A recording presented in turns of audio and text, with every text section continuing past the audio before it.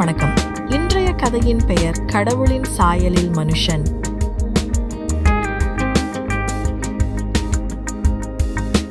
இந்த நினைவூட்டல் வசனம் ஆதியாகமம் 1ஆம் அதிகாரம் 27ஆம் வசனத்திலிருந்து எடுக்கப்பட்டுள்ளது. கடவுள் மனிதனை தம்முடைய சாயலில் படைத்தார் என்று அது கூறுகிறது. தேவனுடைய சாயலில் அவரை படைத்தார், ஆணும் பெண்ணுமாக அவர்களை படைத்தார். இன்றைய செய்தி: கடவுள் தம்முடைய அன்பின் பரிசுகளால் என்னை சூழ்ந்துள்ளார். கடவுள் 6 நாட்களில் அழகான மற்றும் சரியான உலகத்தை படைத்தார். பின்னர் அதை அனுபவிக்க 2 மிகவும் சிறப்பு வாய்ந்த மக்களை அவர் படைத்தார். அதை பற்றி படிப்போம். கடவுள் சூரியனையும் சந்திரனையும் படைத்தார். அவர் தாவரங்கள், மீன்கள், பறவைகள் மற்றும் விலங்குகளை படைத்தார். அவர் எல்லாவற்றையும் பார்த்து அது நன்றாக இருப்பதைக் கண்டார். ஆனால் அவரது படைப்பு முழுமையடையவில்லை. மக்களை உருவாக்கும் நேரம் இது. மனிதர்களை உருவாக்குவது உயிரினங்களையும் தாவரங்களையும் உருவாக்குவதிலிருந்து வேறுபட்டதாக இருக்கும். மக்கள் கடவுளின் சொந்த சாயலில் இருக்க வேண்டும், மேலும் அவர்கள் விலங்குகளை ஆள வேண்டும். எனவே கடவுள் பூமியின் மண்ணிலிருந்து ஒரு மனிதனை உருவாக்கினார்.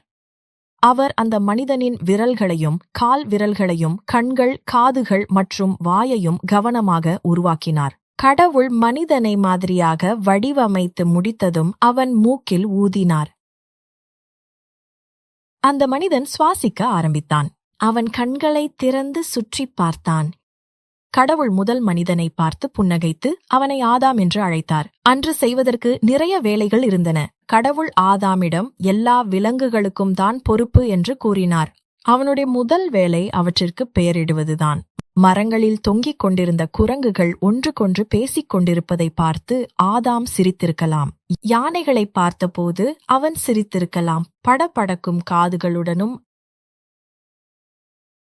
அவன் கூச்ச சுபாவமுள்ள மானை செல்லமாக வளர்ப்பதற்கும் ஒரு கருப்பு கரடியுடன் விளையாடுவதற்கும் நின்றிருக்கலாம். கடவுள் ஆதாம் தனியாக இருப்பது நல்லதல்ல என்றார்.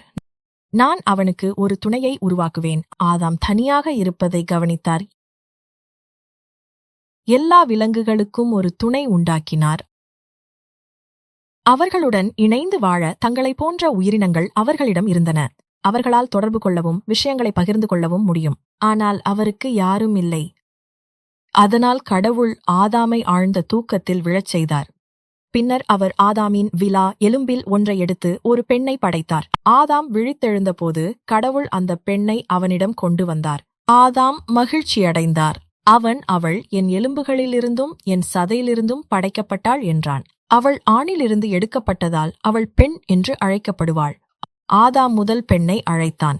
நாளின் முடிவில் கடவுள்தான் படைத்த அனைத்தையும் பார்த்தார். அவர் செடிகள், மரங்கள், மீன்கள், விலங்குகள், ஆதாம் ஏவாளை பார்த்தார். அது ஒரு நல்ல நாளாக இருந்தது. கடவுள் இது மிகவும் நல்லது என்றார்.